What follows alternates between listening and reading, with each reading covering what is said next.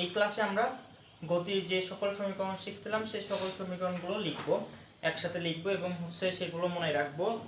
তাহলে গতির সমীকরণে আমরা প্রথমে কি পাইছিলাম যে a equal v minus u divided t, দ্বিতীয় নম্বরে পাইছিলাম v ইকুয়াল ইউ প্লাস এটি, তৃতীয়তে পাইছিলাম s ইকুয়াল ভিটি। এটা অবশ্যই মনে রাখবো সমবেগের ক্ষেত্রে সমবেগ বা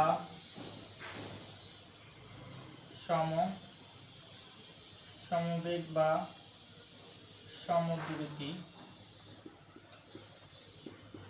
দ্রুতির ক্ষেত্রে আমরা তারপরে শিখছিলাম s ইকুয়াল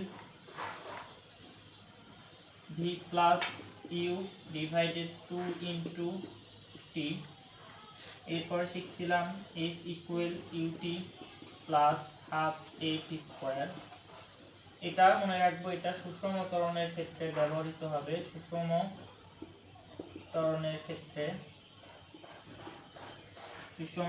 ক্ষেত্রে আমরা এরপরে শিখছিলাম v square equal u square plus 2as। এই সূত্রগুলো শিখছিলাম আমরা। এই সূত্রগুলো আরো কিছু বেসিক শিখে রাখবো, যে কোনো উদ্দীপকে বা কোনো গাণিতিক সমস্যায় যদি স্থির অবস্থান লেখা থাকে তার মানে স্থির অবস্থায় আদিবেগটা শূন্য হয়। তার মানে স্থির অবস্থায় এগুলো মনে রাখবো। তাহলে স্থির অবস্থায় আদিবেগ 0 মিটার পার সেকেন্ড হয়। গাণিতিক সমস্যায় কোনো গাণিতিক সমস্যায় ব্রেক চাপলে থেমে গেলে এরকম বলা থাকলে শেষ বেগ 0 হয়। তার মানে ব্রেক চাপলে বা থেমে গেলে শেষ বেগ 0 মিটার পার সেকেন্ড হয়। আমরা আরো গাণিতিক সমস্যা আরো থাকে, কিলোমিটার পার আওয়ার বেগগুলো কিলোমিটার পার আওয়ার দেওয়া থাকে, কখনো হচ্ছে কিলোমিটার পার সেকেন্ডেও দেওয়া থাকে। তাহলে আমরা সেটা কি করব, মনে করি x কিলোমিটার পার আওয়ার দেওয়া আছে, x কিলোমিটার পার আওয়ার।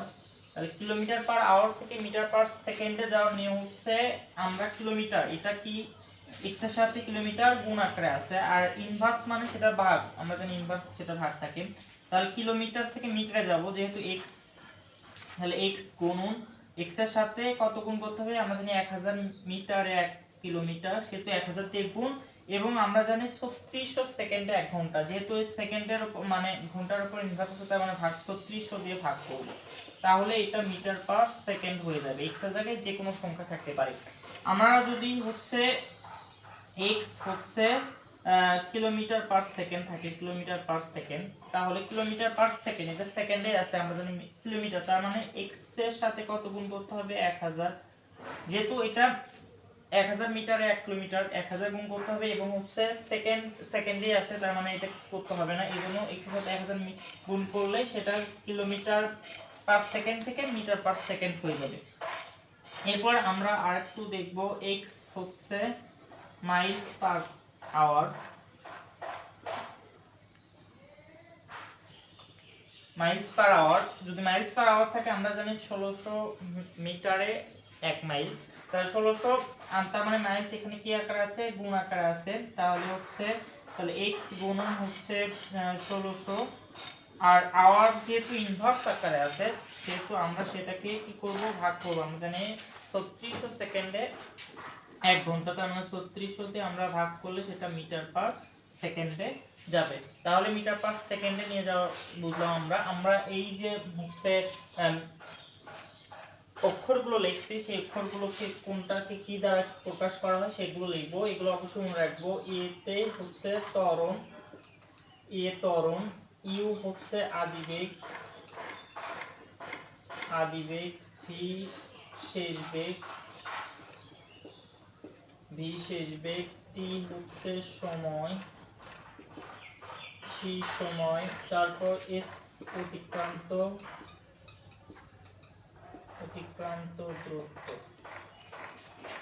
অতিক্রান্ত দূরত্ব আমাদের আরেকটা ইম্পর্টেন্ট প্রশ্ন আসে যে তম সেকেন্ডে হচ্ছে অতিক্রান্ত দূরত্ব নির্ণয় করতে বলে। তম সেকেন্ডে অতিক্রান্ত দূরত্বের সময় আমরা স্বাভাবিকভাবে একটা সূত্র ব্যবহার করব। সেই সূত্র হচ্ছে মনে করি টি তম সেকেন্ডে, যদি টি তম সেকেন্ডে অতিক্রান্ত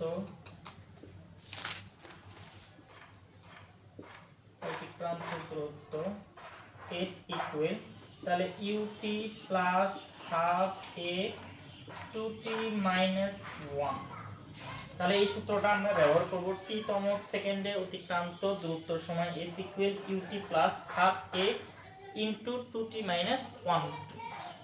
আমাদের প্রশ্নে অনেক গ নাম্বার প্রশ্নে তম সেকেন্ডে হচ্ছে নির্ণয় করতে বলে, 12তম সেকেন্ডে, 13তম, 19তম সেকেন্ডে। তাহলে এই 19 এর জায়গায় 19তম সেকেন্ডটা বসাবো। তাহলে এটা আমাদের হচ্ছে তম সেকেন্ডের সূত্র পাইলাম। আমরা এই কয়টা সূত্র যদি আমরা মনে রাখতে পারি এবং হচ্ছে চলকগুলোর মানে মনে রাখতে পারি, তাহলে গতির হচ্ছে গাণিতিক সমস্যা খুব সহজেই সমাধান করতে পারবো।